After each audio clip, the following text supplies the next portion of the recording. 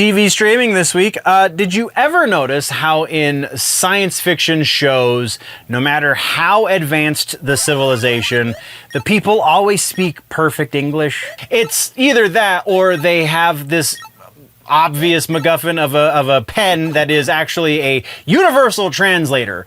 Or instead of a pen, it might be a worm in their ear. Which honestly is a good thing because I might be nerdy, but I'm not nerdy enough to learn Klingon just so I can fully appreciate Star Trek.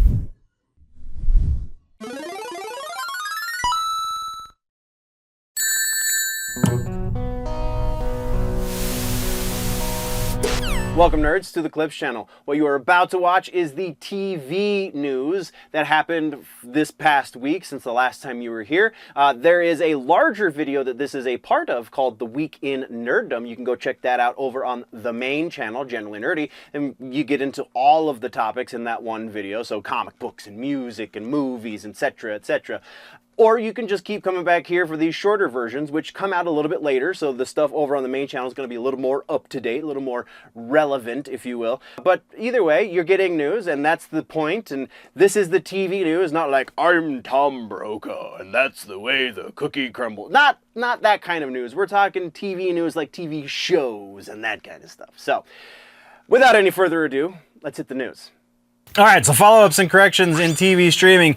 We have this is technically just a quick piece of news that really didn't fit anywhere else, so we're putting it here because it is quick, even though this preamble is making it quite a bit longer. We have Netflix's Haunted Hotel, which is an animated series that you should probably be watching because it's actually pretty funny, has officially been renewed for a second season, apparently. It would seem that enough of us are actually watching it as it stands right now to justify the second season of Spooky Shenanigans, so there we go. And then the big follow-up from last week that got me all of the hate in the shorts sections, with the Jimmy Kimmel thing, like I said, like the text read in the short that I posted just a few days ago, because it was already recorded and I needed to get it up, but it's still, there's some valid points in there. Either way, Jimmy Kimmel is officially back 100%.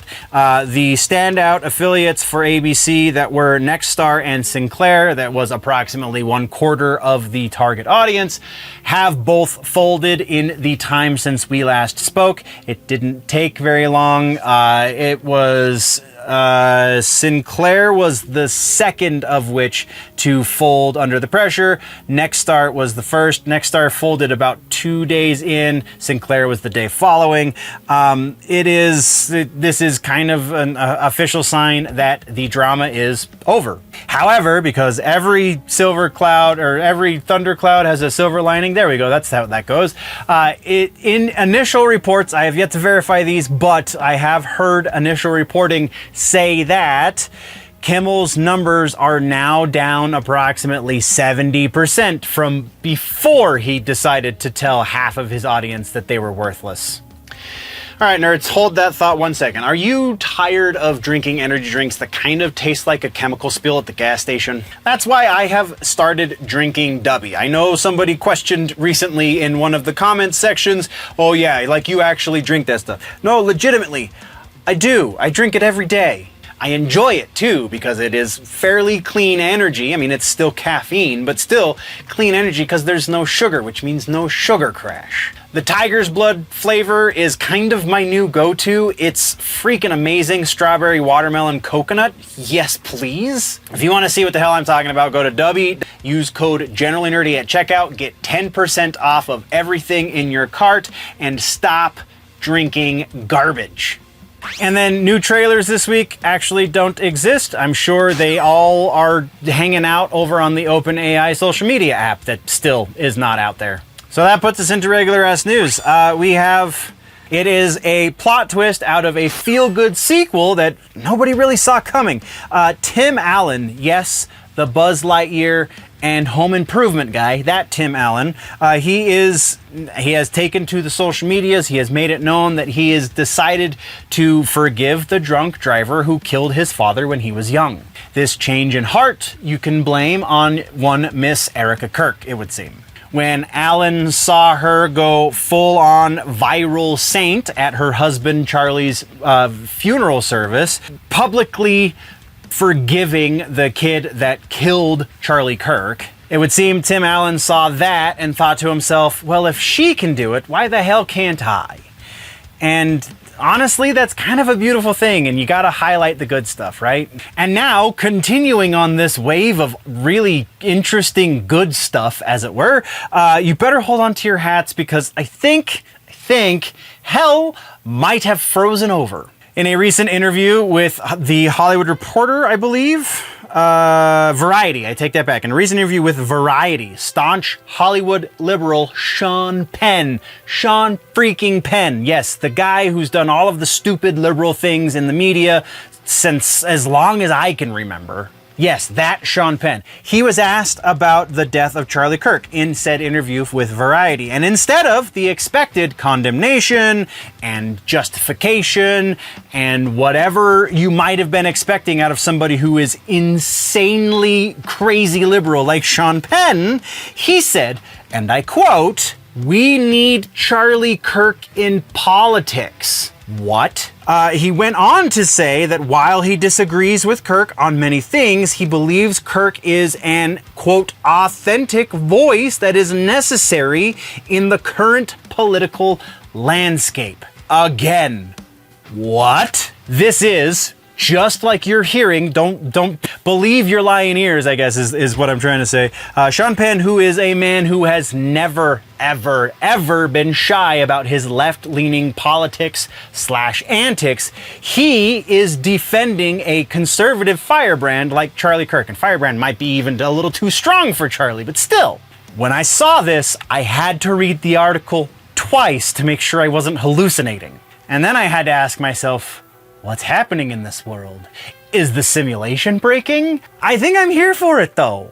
Which rounds us out very nicely to another kind of simulation breaking series. That's a horrible transition. We're talking about suggestions this week. Your suggestion this week is The Fall of the House of Usher over on Netflix. It is Mike Flanagan season on Netflix.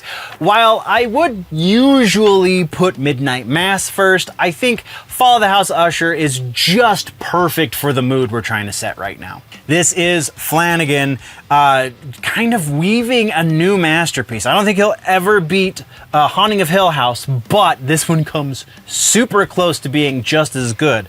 We have multiple Poe stories being woven together to tell one overarching, also Poe story. It is one big, cohesive narrative about a very corrupt family getting their karmic comeuppance, if you will. And that karmic comeuppance is in some of the most brutal ways imaginable.